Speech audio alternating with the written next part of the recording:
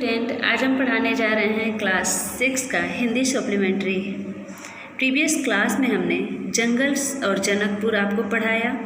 आज हम next chapter 2 वरदान पढ़ाएंगे।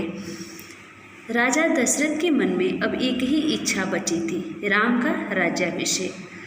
अब श्री राम का विवाह भी हो गया था जनकपुर में। अब राजा दशरथ के मन में सिर्फ एक इच्छा थी, वो क्या थी? राम का राज्याभिषेक हो जाए, उन्हें युवराज का पद देना। अयोध्या लौटने के बाद से ही उन्होंने राम को राजकाज में शामिल करना शुरू कर दिया था। राम यह जिम्मेदारी अच्छी तरह निभा रहे थे। उनकी विनम्रता, विद्वता और पराक्रम का लोहा सभी मानते थे। प्रजा उनको चाहती थी। दशरथ के लिए तो वह प्राणों से प्यारे थे ही। दरबार में राम का सम्मान निरंतर बढ़ रहा था। राजा दशरथ वृद्ध हो चले थे। मुनि वशिष्ठ से विचार विमर्श के बाद एक दिन उन्होंने दरबार में कहा, मैंने लंबे समय तक राजकाज चलाया, जैसा बन पड़ा।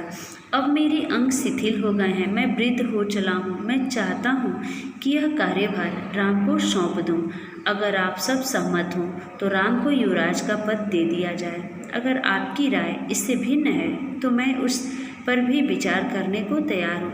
राजा दशरथ अब मुनि वशिष्ठ से इस बात पे विचार विमर्श करते हैं कि राम जी का राज्याभिषेक हो जाए, उन्हें युवराज का पद दे दिया जाए, क्योंकि अब हमसे ये कार्यभार नहीं हो पा रहा है, मेरा शरीर काम नहीं कर रहा है।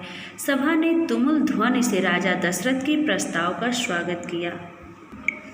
राम की जय जयकार होने लगी। दशरथ थोड़ी देर तक सुनते रहे। संतोष के साथ उन्होंने कहा, शुभ काम में देरी नहीं होनी चाहिए। मेरी इच्छा है कि राम का राज्याभिषेक कल सुबह कर दिया जाए। यह समाचार पलक झपकते पूरे नगर में फैल गया। हर जगह बस यही चर्चा थी। राज्याभिषेक की तैयारियां शुरू हो गईं। राजा दशरथ जब इस बारे में सबको बताते हैं तो सब लोग राम जी की जय जयकार करने लगते हैं। इससे राजा दशरथ को बहुत खुशी मिलती है और वो सोचते हैं कि अब इस शुभ कार्य में देरी नहीं होनी चाहिए। कल सुबह ही श्री राम का राज्याभिषेक हो जाएगा और पूरे नगर में तैयारियां शुरू हो जाती हैं। भरत और शत्रुघ्न उस समय अयोध्या में नहीं थे। वह अपने नाना कैकेयी राज के यहाँ गए हुए थे। भरत जब भी अयोध्या लौटने की बात करते, नाना उन्हें रोक लेते। भरत को अयोध्या की घटनाओं की सूचना नहीं थी। उन्हें अपने पिता के निर्णय के संबंध में नहीं पता था। यह जानकारी भी नहीं थी कि अगले दिन राम का राज्याभिषेक होने वाला है। कैकेयी से एक दिन में भरत और शत्रुघ्न का आना संभव नहीं था। भरत और शत्रुघ्न उस समय अपने नाना के घर थे और वहाँ पे उनके नाना उन्हें आने नहीं देते थे और उनको यहाँ की कोई बात की जानकारी भी, सूचना भी नहीं दी जाती थी। राजा दशरथ ने इस संबंध में राम से चर्चा की। कहा कि भरत यहाँ नहीं है, पर मैं चाहता हूँ कि राज्याभिषेक का कार्यक्रम न रोका जाए। उन्होंने राम से कहा, जनता ने तुम्हें अपना प्रजा चुना है, तुम राजधर्म का पालन करना। राजा चुना है, तुम राजधर्म का पालन करना। कुल की मर्यादा की रक्षा अब तुम्हारे हाथ में है। राजा दशरथ कहते हैं कि यहाँ पे भरत और शत्रुघ्न नहीं हैं, फिर भी मैं चाहता हूँ कि राज्याभिषेक का कार्यक्रम रोका न जाए और ये जनता तुम्हें राजा चुन चुकी है, तो अब राजधर्म का पालन तुम अच्छे से करना और कुल की मर्यादा रखना, ये सब अब तुम्हारे हाथ में है। राज्याभिषेक की तैयारियां रानी कैकेयी की दासी ने भी देखी।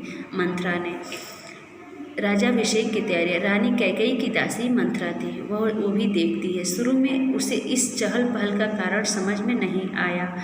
उसने इसे कोई अन्य अनुष्ठान समझा। इतनी रौनक, ऐसी सजावट, ऐसा कुछ उसने अन्य अनुष्ठानों में नहीं देखा था।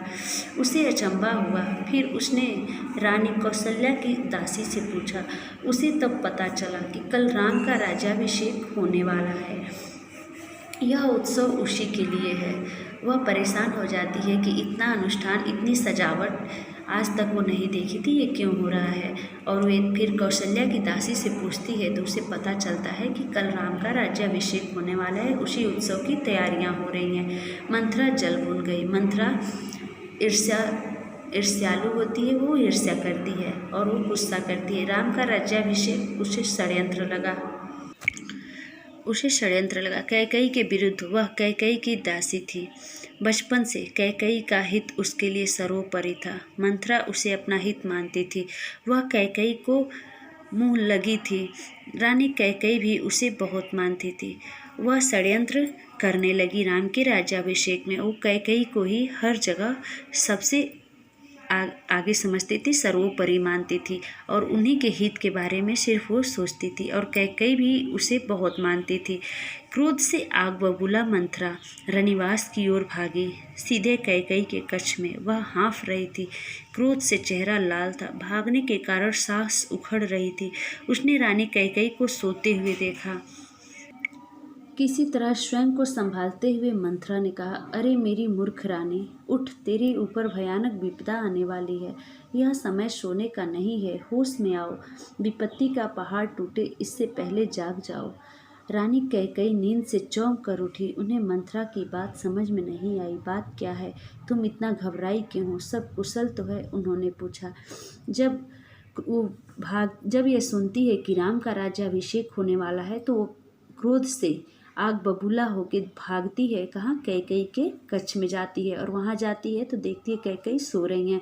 तो कैकई को वो जगाती है और कहती है कि तुम्हारे ऊपर विपत्ति का पहाड़ टूटने वाला है, तुम होश में आ जाओ।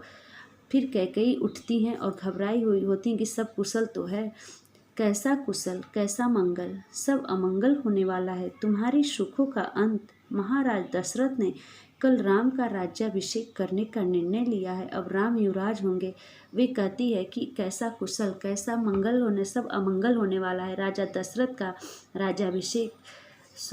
दशरथ राम का राज्याभिषेक करने का निर्णय ले लिए हैं। अब राम युवराज होने जा रहे हैं। यह तो बहुत शुभ समाचार है। कैकई कहती हैं कि यह तो हमारे लिए बहुत शुभ समाचार है।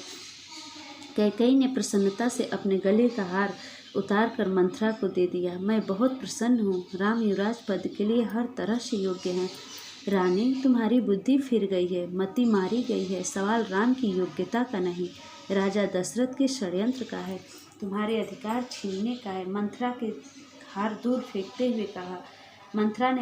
फेंकते हुए कहा, यह षड्यंत्र नहीं तो और क्या है। कल सुबह राज्याभिषेक है।